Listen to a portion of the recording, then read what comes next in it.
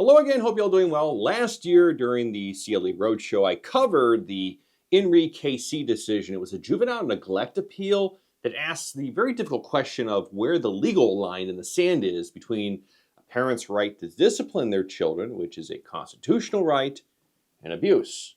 If any attendee felt my selection was out of place, given that the scope of my lecture was disputes between parents and not proceedings where the state was the moving party, well, the Batista decision, an appeal from a plenary order of protection, is sort of my vindication. But first, I got to shill a little bit. We have the 1UP Nutrition Challenge Week 6 update. I'm finally under 200 pounds. It's actually the first time in at least 7 years, possibly longer. I'm now using their creatine supplement. I'm hoping it gives me superpowers, but we'll see. Anyways, if I place, proceeds go to CVLS. All right, commercial over.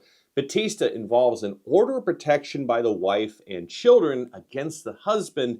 There's actually a lot going on in that case. I'm just going to focus on the part pertaining to discipline and abuse because, well, Illinois hasn't defined excessive corporal punishment. All we have is a parent's constitutional right to do so, as long as it's reasonable. Now here we have a 10+ year marriage, 2 kids. One of them is 6 years old. Apparently he pulled his pants down at school. Soon as the boy gets home, dad takes him to the garage and mom hears the husband just whip him with a belt. The beating was so severe that the child could not put his PJs on at bedtime later that evening. This wasn't just a one-off instant. At some point, mom says enough's enough. She gets an order of protection. Now, again, focusing on just the corporal punishment aspect of the case, the record shows dad whipped his son more frequently than the daughter. These aren't allegations, though. Dad admitted to the belt whippings, insisted, though, it was only 3 strikes during the school incident and that any marks it may have caused were due to the fact that the boy bruised easily. The dad further stated that he usually limits the whips to just 2, quote, licks, end quote, per incident. His defense, well, he had the right to discipline his children when they misbehaved. The judge, Sabri Ebersol, as you can see from this video from 9 years ago, has a long history of working in juvenile cases when she was in private practice. She found dad's actions constitute abuse. Dad appeals. The appellate court affirms. But this is not a cut and dry appeal.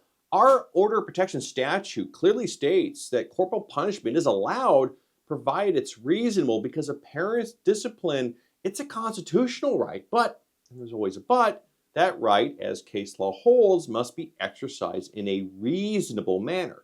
Juvenile cases are instructive here. As you see, there's a lot of similarities between the proceedings, and the Batista decision even cites to my CLE Roadshow case, KC. In this instance, though, the beating was just so severe, the boy could not put his PJs on. That crossed the line. You know, case law, and in my professional experience from juvenile appeals, show that once you go from using your hand to using any kind of object, your defense attorney's job at hearing just gets a lot more difficult. Anyways, as with prior broadcasts, we have a short handout for today's case. You can download it on the Substack. If you like this video, you can feel free to show some anonymous love. And if you're new, you can also subscribe because it costs you nothing and you get access to occasional goodies like this one. Okay, that wraps up today's broadcast. We'll be back next week with another hot off the press decision. And as always, thanks for watching.